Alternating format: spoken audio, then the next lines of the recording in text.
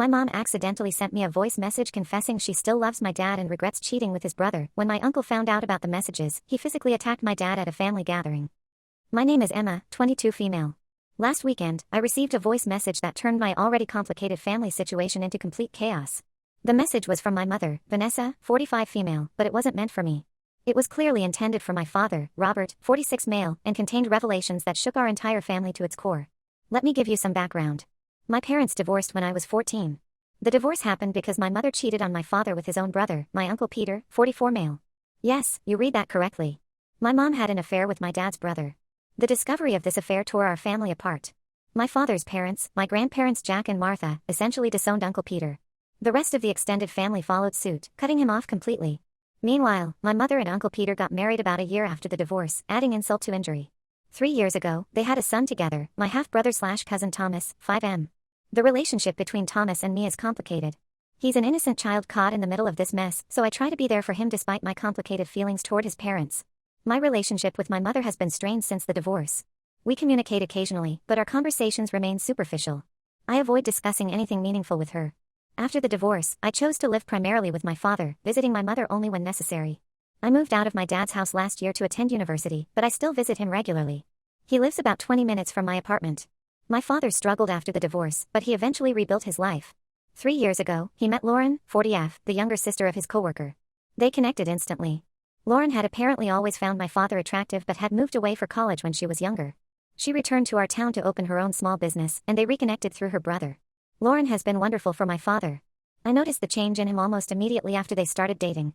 His entire demeanor transformed, he laughed more, planned for the future again, and seemed genuinely content. His relationship with Lauren seemed deeper and more meaningful than what he had with my mother. Looking back, my parents' marriage was never particularly happy. My mother frequently went out partying with friends, leaving my father to take care of me. Their relationship seemed more like two people tolerating each other rather than a loving partnership. Last year, my father and Lauren entered a civil union. Recently, they announced they're expecting a baby, and they've decided to have a formal wedding ceremony before the baby arrives. My grandfather Jack insisted on organizing a large celebration for them, so we've been busy with wedding preparations. This brings me to last weekend's incident. I received a voice message from my mother, which was unusual since she typically calls me directly and rarely leaves messages. When I played it, I immediately realized it wasn't meant for me. My mother was audibly intoxicated, her words slurring as she spoke through tears. What she said left me frozen in place. She rambled about making a horrible mistake and begged for forgiveness. She claimed she never meant to sleep with Uncle Peter and only did so because she was angry with my father at the time. She confessed that she wasn't happy in her marriage with Uncle Peter because she still thought about my father constantly. The most disturbing part was when she mentioned that she had named Thomas after a name my father had once mentioned he liked for a potential son. I realized the message was sent to me by mistake. My father and I have names that start with the same letter, so our contacts might be adjacent in her phone. Or perhaps she was so drunk she simply selected the wrong contact. I sat with this information for several hours, unsure what to do. Eventually, I decided to drive to my father's house. When I arrived, I found him and Lauren reviewing potential wedding venues online. I asked to speak with him privately, and once we were alone, I played the message for him. His expression changed immediately. First came anger, his jaw clenching and hands forming fists. Then his shoulders slumped, and he looked disappointed, almost tired. When I asked what he thought I should do about the message, he told me to delete it. He explained that my mother was his past. She had her own family now. He worried that if this message became known to others, she might lose the only people still in her life. Despite everything she'd done, he didn't want to create additional problems for her. He reminded me that when their affair became public, she faced harsh criticism from family and friends. He also expressed concern for Thomas, saying that further family drama would only harm an innocent child. I nodded but remained conflicted. Part of me felt Uncle Peter deserved to know the truth about my mother's feelings. Another part wondered if revealing this information would only cause more pain all around, especially for Thomas. The next morning, I called my father again to discuss the situation further. During our conversation, he revealed something I hadn't known. My mother had a history of infidelity throughout their marriage. The affair with Uncle Peter wasn't her first transgression, just the final one that prompted my father to end their marriage. He mentioned that when I was 7, he even had a paternity test done because my mother had cheated with someone around the time I was conceived. The test confirmed I was his biological child, which didn't surprise either of us given how much people say I resemble him. This additional context made the situation even more complicated. My father believed my mother used cheating as a coping mechanism when facing personal problems. He suspected she was likely being unfaithful to Uncle Peter as well, given her pattern of behavior. My cousin Olivia, 26F, who used to be close with my mother before the affair, once told me that my mom seemed incapable of maintaining fidelity in relationships. According to Olivia, my mother would seek attention from other men whenever she felt insecure or unhappy, using these affairs as temporary escapes from her problems. After much consideration, I decided to follow my father's advice and delete the message. The situation was already messy enough without adding more fuel to the fire. My father mentioned he would discuss the message with Lauren to ensure full transparency in their relationship. The next day, I received a call from my mother. She apologized for sending me the message, claiming she was extremely intoxicated and talking nonsense. She asked if my father had heard it. When I confirmed he had but told me to delete it, she seemed relieved. I told her firmly that she needed to stop acting like a teenager given that she was a mother of 2 children. I questioned whether she genuinely believed her drunken message would accomplish anything positive. I reminded her that she had chosen to cheat and leave my father, and now that he had moved on, she had no right to interfere with his happiness. She seemed to accept my words, thanking me for deleting the message. I thought that would be the end of the matter, allowing everyone to move forward. Unfortunately, I was wrong. 3 days after receiving the message, my father hosted a family lunch at his house. My grandparents were there, along with some aunts, uncles, and cousins. We were enjoying our meal when Uncle Peter arrived unannounced, storming into the backyard where we were gathered. My mother followed behind him, attempting to pull him away. Uncle Peter headed straight for my father, shouting accusations. Before anyone could react, he physically attacked my father, pushing him against the fence. He called my father a homewrecker and hurled various insults. Between his angry outbursts, the truth emerged. Uncle Peter had discovered the voice message on my mother's phone, along with several other recordings of her professing her continued love for my father and expressing hope of reconciliation. Uncle Peter accused my father of attempting to destroy his family. He claimed that my father was responsible for his estrangement from the family, conveniently forgetting that his own actions caused the rift. Then came an even more outrageous accusation. Uncle Peter claimed my father was Thomas's biological father, suggesting my mother and father had an affair 5 years ago. My mother weakly denied this claim while continuing to try to remove Uncle Peter from the property. My father, typically calm and collected, raised his voice in response. He declared he had no interest in either Uncle Peter or my mother, referring to her in unflattering terms. He stated he would willingly take a paternity test to disprove the accusation if that would resolve the issue. He emphasized that he wanted nothing to do with either of them. My father then pointed out that 5 years ago, he had been out of the country on vacation with friends when my mother became pregnant, making it impossible for him to be Thomas's father. He also stated bluntly that he couldn't stand to look at my mother anymore, much less engage in an affair with her. My grandparents intervened, demanding that Uncle Peter and my mother leave immediately. Before departing, Uncle Peter threatened legal action against my father, claiming he would sue for child support. The entire scene left everyone shaken, particularly Lauren, who was visibly upset by the disrespect shown in her home.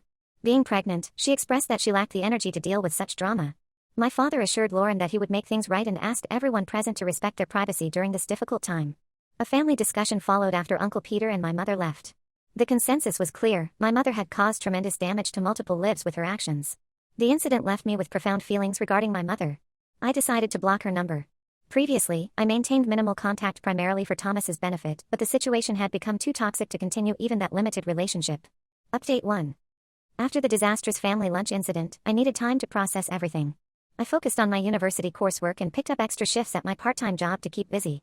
Despite blocking my mother's number, she attempted to contact me through other relatives and even showed up at my apartment once. I refused to see her. However, I maintained contact with Thomas through video calls arranged by my grandmother Martha, who occasionally watched him when my mother and Uncle Peter were working. 2 weeks after the incident, I had promised to take Thomas to a carnival in our town. He had been talking about it for weeks, and despite recent events, I didn't want to disappoint him. My car was in the repair shop, so I asked my father if I could borrow his for the afternoon. When he handed me the keys, he warned me that my mother might use Thomas to manipulate me into reconciliation. He suggested I maintain clear boundaries while still being there for Thomas. I appreciated his advice and called my mother in advance to let her know I would pick Thomas up in 15 minutes and asked her to have him ready. Upon arriving at her house, Thomas wasn't ready. My mother invited me inside to wait. I noticed Uncle Peter's car was missing from the driveway. Once inside, my mother attempted to hug me, but I stepped back. She suggested I wait in the living room while Thomas finished getting dressed. She tried to engage in casual conversation, but I responded with short, noncommittal answers. After several failed attempts at small talk, her tone changed. She claimed she didn't deserve to be punished for her mistakes. She admitted calling my father was wrong but insisted she still loved him, describing him as the love of her life. She explained that her therapist had suggested journaling to process her feelings, but she preferred recording voice messages instead of writing. I questioned her logic. If she truly loved my father, why would she have an affair with his brother? I suggested she was incapable of loving anyone but herself. This triggered a defensive response. She began crying and launched into a monologue about how society unfairly judges women who explore their sexuality. She portrayed herself as a victim of double standards, suggesting her infidelity was somehow an expression of female empowerment. As someone who considers myself a feminist, I found her attempt to use women's rights to justify betraying her family offensive. I told her she was entitled to live however she wanted but had no right to hurt others through her choices. I pointed out that she never considered how her actions affected Thomas, me, or the extended family. Before Thomas came downstairs, I told her she lacked substance as a person and a mother. The carnival with Thomas was a welcome distraction. He enjoyed the rides and games, and for a few hours, I was able to focus solely on ensuring he had a good time. However, the conversation with my mother left me with the realization that I needed more distance from the situation until things stabilized. After returning Thomas home, I explained to him that I might not visit for a while but that he could call me anytime. Having experienced my parents' divorce at a young age, I understood the confusion and pain he might be feeling. The following day, my cousin Olivia called to inform me that Uncle Peter was arranging a paternity test for Thomas. Apparently, after discovering the voice messages, he questioned whether Thomas was truly his child. According to Olivia, Uncle Peter had confided in her brother that he was now suspicious of every aspect of his relationship with my mother. My father and Lauren decided to accelerate their wedding plans, preferring a smaller ceremony sooner rather than waiting for the large event my grandfather had envisioned. They wanted to move forward with their lives without the shadow of this family drama hanging over them. The wedding was rescheduled for the following month, with only immediate family in attendance. I visited my grandparents to help them process the situation. They expressed profound disappointment in both my mother and Uncle Peter. My grandmother Martha revealed that she had attempted to counsel my mother years ago when suspicions of her infidelity first arose. She had encouraged my mother to seek professional help for what appeared to be self-destructive behavior patterns. My mother had dismissed these concerns, claiming everyone was overreacting to her merely having male friends. My grandfather Jack, typically reserved about family matters, expressed regret for not doing more to support my father during the difficult years of his marriage. He admitted he had recognized signs of trouble but hesitated to interfere in his son's relationship. Now, he was determined to ensure my father and Lauren received the support they deserved. Lauren reached out to me separately, inviting me to lunch. During our meal, she assured me that the recent drama hadn't changed her feelings about marrying my father or about her pregnancy. She expressed concern about my well-being, recognizing that being caught between warring family factions was challenging. Lauren offered her guest room if I ever needed a quiet place away from everything. Her kindness reinforced my appreciation for her presence in my father's life. Meanwhile, my mother continued her attempts to contact me, leaving messages with relatives and sending emails explaining her side of the story. In these messages, she portrayed herself as misunderstood and claimed Uncle Peter had been emotionally distant for years, driving her to seek comfort elsewhere. She insisted her feelings for my father were genuine and not simply a reaction to problems in her current marriage. Uncle Peter, for his part, began telling family members that he had suspected my mother's continued attachment to my father for years. He claimed to have found old photographs of my parents hidden in my mother's dresser drawer. According to Uncle Peter, my mother frequently compared him unfavorably to my father during arguments. He painted himself as a victim who had genuinely loved my mother while she remained emotionally committed to my father throughout their relationship. The contradictory narratives from both my mother and Uncle Peter made it difficult to determine the complete truth. What remained clear was that their relationship appeared toxic and built on a foundation of betrayal that never truly healed. The people suffering most from this dysfunction were Thomas and, to a lesser extent, me. My university roommate suggested I speak with a counselor through the campus health services to help navigate the complicated emotions stemming from the situation. While initially hesitant, I eventually made an appointment. The counselor provided practical strategies for maintaining boundaries with my mother while still being present for Thomas. She emphasized that my responsibility was not to fix my parents' or uncle's problems but to protect my own well-being. As the paternity test date approached, tensions in the family continued to rise. Uncle Peter apparently told several relatives that regardless of the test results, he planned to file for divorce. My mother, upon learning this, began calling family members frantically, attempting to secure allies for the inevitable fallout. Few were sympathetic to her situation, given the circumstances. Update 2. Almost a month passed since my confrontation with my mother. During this time, I maintained my distance from her while staying informed about developments through my grandparents and cousins. The results of Thomas's paternity test confirmed what my father had maintained all along. Uncle Peter was indeed Thomas's biological father. This confirmation, however, didn't resolve the underlying issues in my mother and Uncle Peter's marriage.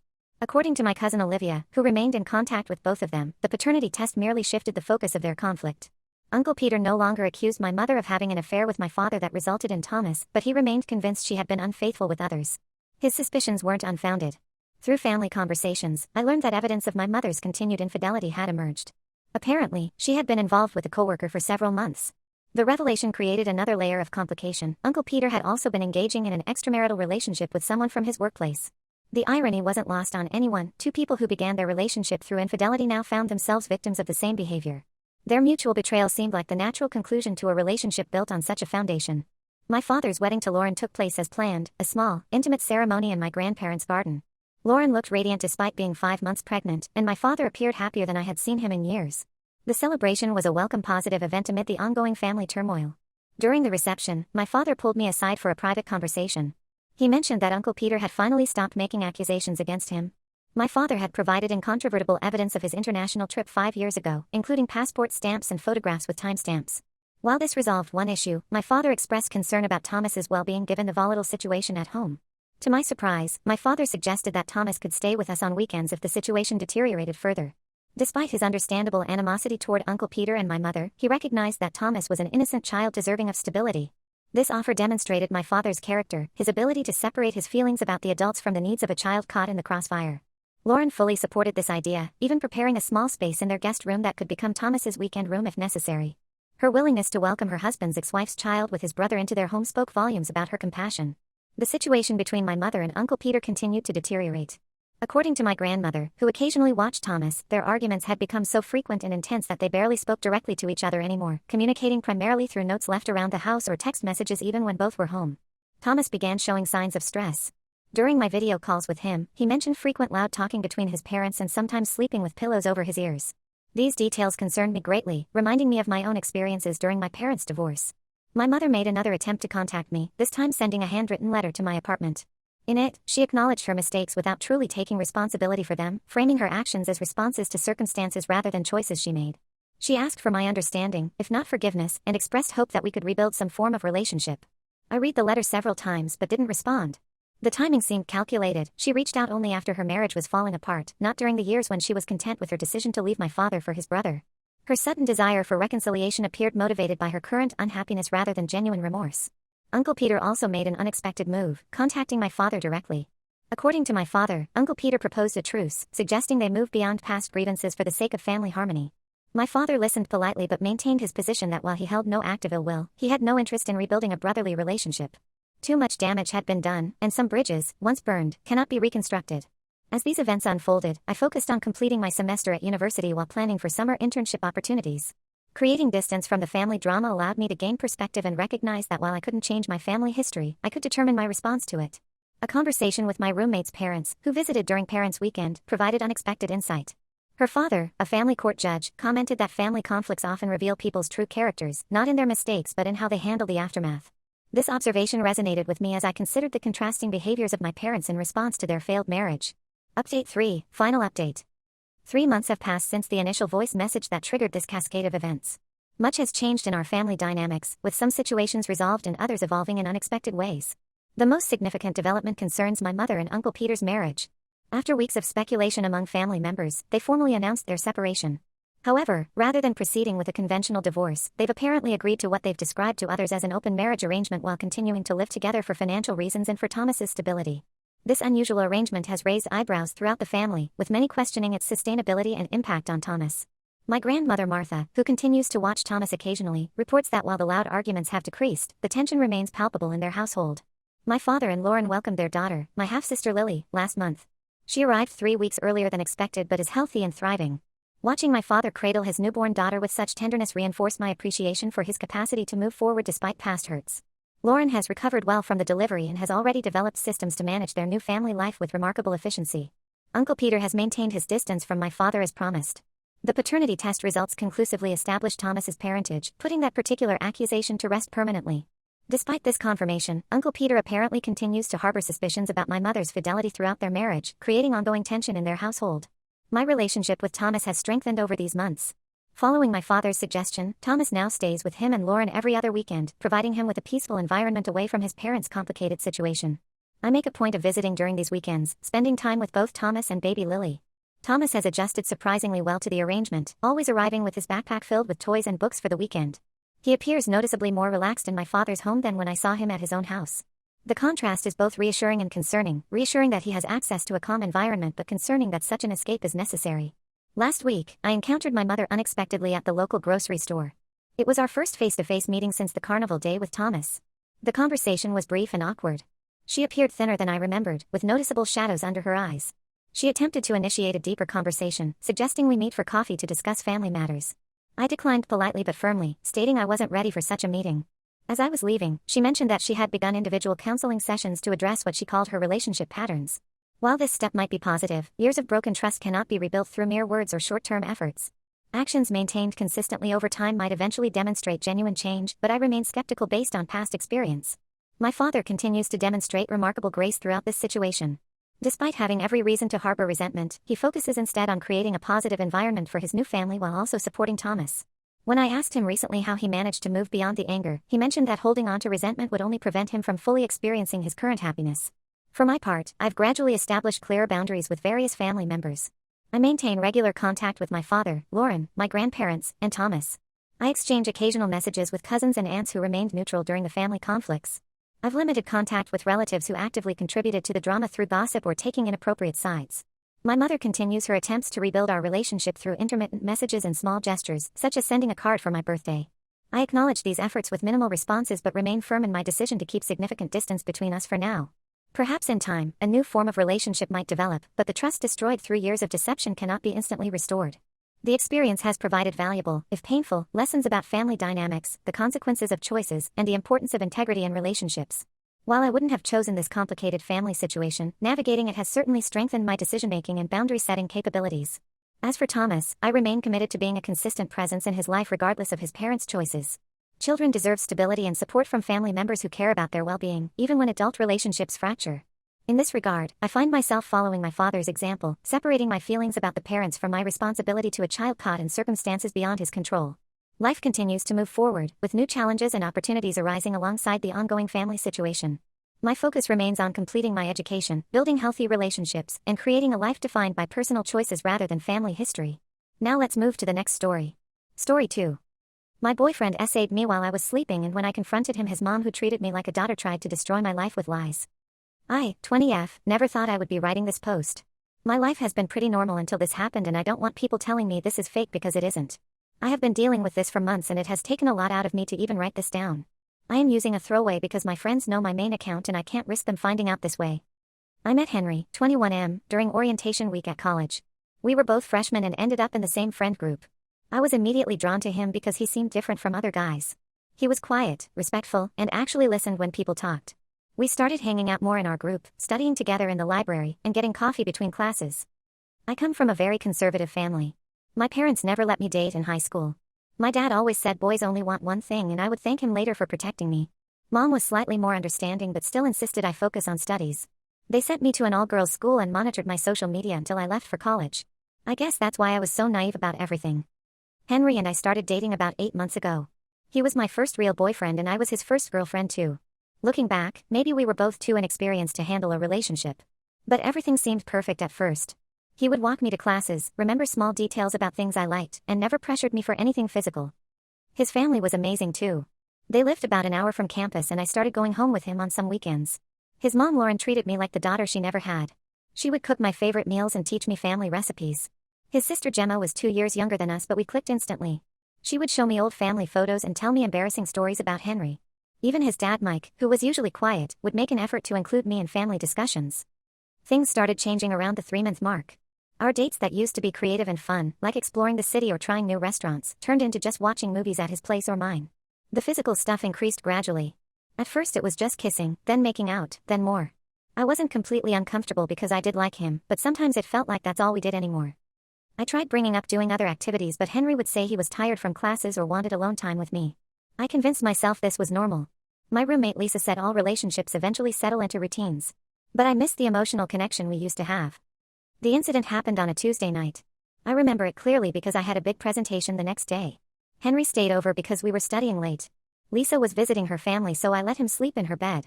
We had done this before and nothing had ever happened. I trusted him completely. I woke up around 3 a.m. to a strange sensation. At first I thought I was dreaming, but then I felt his hands clearly. He was touching me under my shirt, his hands moving higher. I completely froze. My mind couldn't process what was happening. This was Henry, my sweet, respectful Henry who always asked before even kissing me. I shifted slightly, hoping he would stop.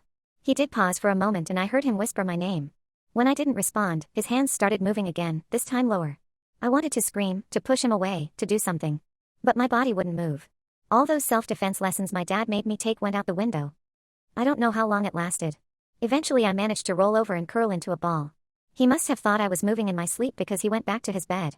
I lay there awake until morning, my heart pounding so hard I thought it would burst. When morning came, he acted completely normal.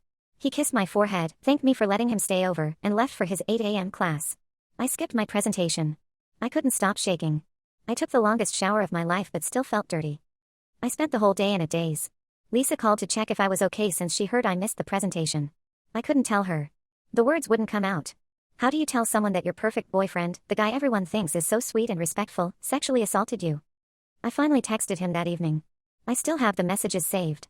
I asked him directly what he thought he was doing last night. His first response was confusion, claiming he didn't know what I was talking about. When I pressed further, he said he was half asleep and didn't remember much. But then he slipped up. He mentioned checking if I was awake by calling my name. That's when I knew it was deliberate. He had checked to make sure I was asleep before touching me. The realization made me throw up. Memories of other incidents started flooding back. Times when I would wake up with my bra unhooked when I know I fell asleep with it on. Nights when my pajama bottoms seemed lower than where I remembered them being. I had always brushed these off, thinking I was a restless sleeper. Now every memory felt tainted. His family kept reaching out. Lauren called multiple times asking why I missed Sunday dinner. Gemma sent worried texts asking if we had fought. Henry's dad even emailed asking if everything was okay. Each message felt like a knife in my gut. These people had welcomed me into their family, treated me like their own. How could I tell them their son was a predator? The panic attacks started a few days later. The first one hit during a lecture when someone sat too close to me. I couldn't breathe, couldn't think. I ran out of class crying. My grades started dropping. I couldn't sleep without the lights on. Every small touch made me jump. Henry kept trying to fix things. He left apology notes and gifts outside my door. Long messages about how sorry he was, how he would never do it again, how he would get help. But all I could think about was him checking if I was asleep before violating me. I'm lost now. Breaking up means losing his whole family who have become like my own. It means potentially having to tell people why. It means accepting that my first relationship, the one I thought was perfect, was built on lies. But staying means living with this constant fear, always wondering if he's really asleep when he touches me. I can't talk to my parents. Dad would say he warned me about boys and Mom would blame me for sleeping in the same room as a guy. I can't tell our mutual friends because they would have to choose sides. I can't even tell Lisa because she thinks Henry is perfect for me. I feel completely alone. Sometimes I question if I'm overreacting. Maybe it wasn't that bad. Maybe he really was half asleep. But then I remember him checking if I was awake and I feel sick all over again. I don't know what to do anymore. Any advice would help. Update 1. It has been 3 weeks since my original post. I want to thank everyone who commented and sent supportive messages. Reading your stories made me feel less alone. A lot has happened since then and I need to get it all out. None of it is good. I finally broke up with Henry last week. I couldn't take the anxiety anymore. Every time my phone buzzed with his messages, I felt sick. The gifts he kept leaving outside my door made me angry instead of touched. Each apology note felt more manipulative than the last. I chose to meet him at a coffee shop near campus. Lisa insisted on coming with me and sat at a nearby table. I needed that safety net. Henry showed up looking terrible, like he hadn't slept in days. For a moment, I almost felt bad for him. Then I remembered lying there frozen while he touched me, and my resolve strengthened. At first, he tried the same routine, crying and apologizing. He kept saying he would get help, that he would prove to me how sorry he was. He even pulled out pamphlets from a counseling center. Said he had already made an appointment. I sat there silently, letting him talk himself out. When he realized I wasn't responding to his apologies, his whole demeanor changed. It was like watching a mask slip off. His voice got cold and he leaned across the table. He said if I told anyone what happened, no one would believe me. Why would they, when I had stayed silent for weeks? He reminded me that I had let him sleep over multiple times. How would that look to people? Then he played his trump card. He threatened to tell my parents everything. Not just about that night, but about all the times we had been intimate consensually. He knew exactly what that would do to my relationship with my family. I felt like I couldn't breathe, but Lisa noticed and came over immediately. Henry left after that, but the damage was done. I thought that would be the worst part. I was wrong. 2 days later, Gemma showed up at my dorm unannounced. She was crying so hard she could barely speak. Through her sobs, she told me Henry had gone home and confessed everything to their parents, but with a twisted version of events. According to him, I had been pressuring him for physical stuff for months. He said he wasn't ready, but I kept pushing. He told them I got aggressive when he refused and threatened to accuse him of assault if he didn't comply. He painted himself as the victim and me as some kind of predator. Lauren had apparently been crying for days, devastated that the girl she treated like a daughter would do this to her son. Mike was talking about calling my university to report my behavior. Gemma said she had never seen her parents so angry.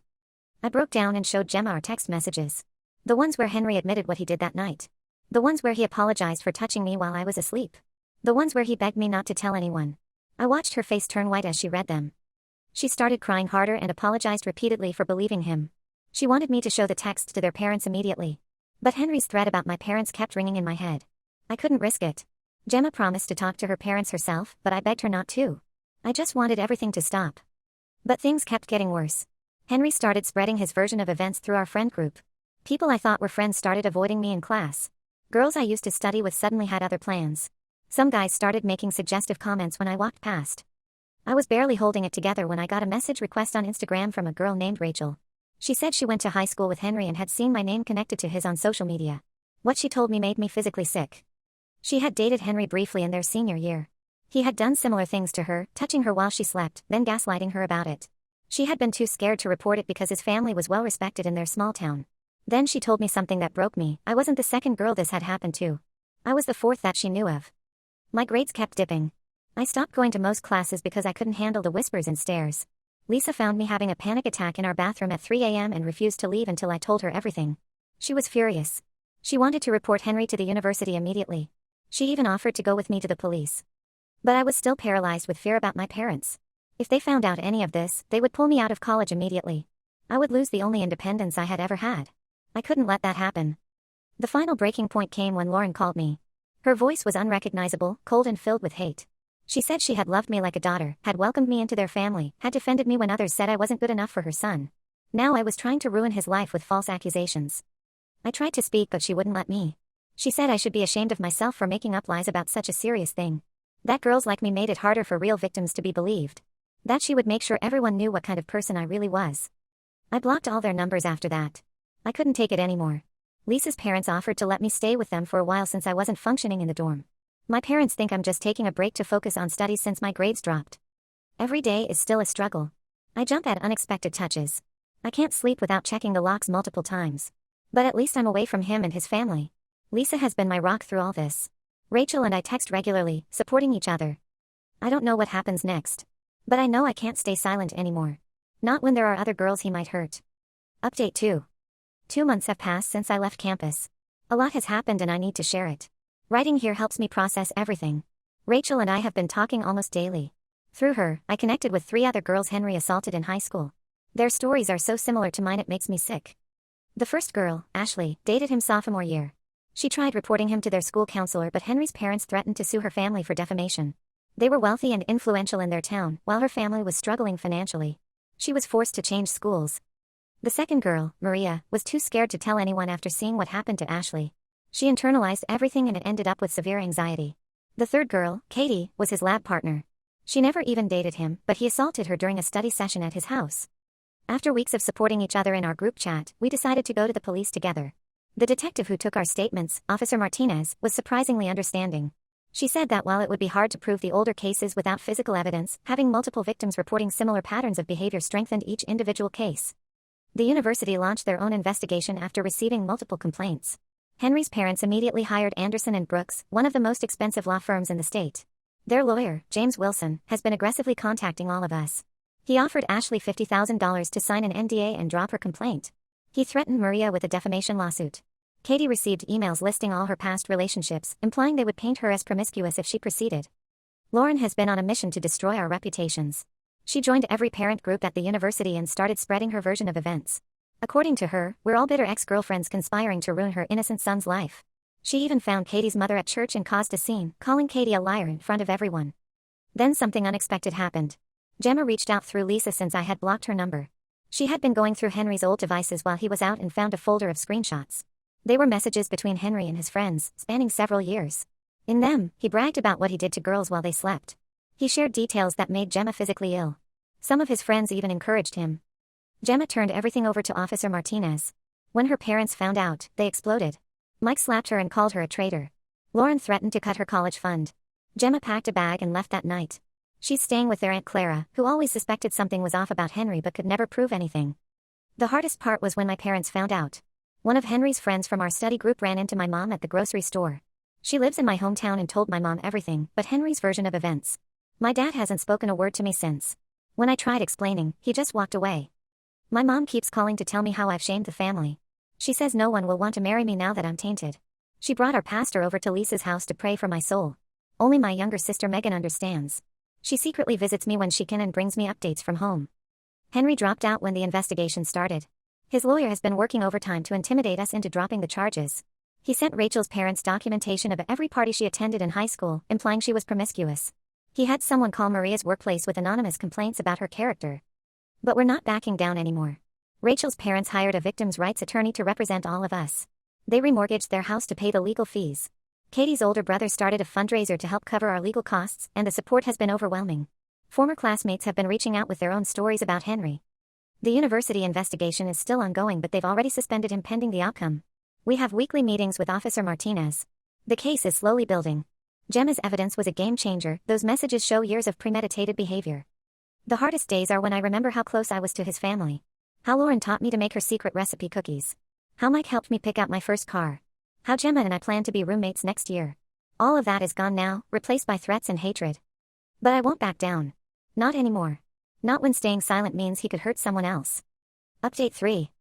It's been 6 months since everything started, and I finally feel ready to write this last update. The university investigation concluded last week. Henry has been permanently expelled. They found evidence that he had done similar things to 2 other girls on campus who were too scared to come forward earlier. The criminal case is moving forward slowly. Officer Martinez says the text messages Gemma found have been crucial. Henry's friends who encouraged him in those messages are being investigated as accessories. Some of them have started turning on him, offering to testify in exchange for immunity. Lauren made one last attempt to contact me. She showed up at Lisa's parents' house unannounced. She looked terrible, like she had aged years and months. She begged me to drop the charges, saying Henry was getting therapy and had changed. She said he was on medication now and understood what he did wrong. When I didn't respond, she broke down crying, saying I was destroying her family. Lisa's mom, who has become like a second mother to me, told Lauren to leave or she would call the police. Before leaving, Lauren screamed that I would regret this for the rest of my life. Gemma told me later that Henry is living with their uncle in Colorado now. Apparently, even Mike finally realized the truth when more girls came forward and told Henry he needed to leave the state. I'm transferring to a different college next semester. I can't handle being on the same campus where it happened. Every building, every path holds memories I want to forget. Lisa decided to transfer with me. She says she can't trust our old friends anymore, not after seeing how quickly they believed Henry's lies. We found an apartment near the new campus and move in next month. My parents still aren't speaking to me. Mom sent a message through Megan saying I'm welcome home if I drop the charges and seek forgiveness from Henry and his family. Dad still won't even acknowledge my existence. But Megan visits whenever she can. She's helping me find a support group in the new city and has been researching affordable therapy options. Rachel, Ashley, Maria, and Katie have become like sisters to me. We have a group chat where we support each other through bad days. Ashley finally told her parents the full truth and they're supporting her now. Maria started a blog about surviving assault that's helping other girls speak up. Katie is working with a victims advocacy group at her college. The fundraiser Katie's brother started has raised enough to cover our legal fees and therapy costs. People from our hometown have been sharing their own stories about Henry. A girl from his middle school revealed he had harassed her too. It seems like he's been doing this since he was very young. Gemma is the only one from his family I still talk to occasionally. She's struggling with cutting ties with her parents but says she couldn't live with herself if she had stayed silent. Her Aunt Clara is helping her apply to colleges in different states. She wants a fresh start away from her family's toxic influence. I'm not the same person I was 6 months ago. Some days are still hard. I still have nightmares and panic attacks. But I'm getting stronger. The new college has a good counseling program and Lisa and I are both going to therapy. We're planning to join a self-defense class together. I won't let Henry or his family contact me ever again. They showed who they really are when they chose to protect a predator instead of his victims. Sometimes I miss the family I thought they were, but I know now it was all fake. To anyone going through something similar, you're not alone. It's not your fault. Speaking up is terrifying but staying silent only protects the abusers. I'm finally starting to believe that myself. This will be my last update. Thank you all for your support through this journey. It's time for me to focus on healing and building a new life.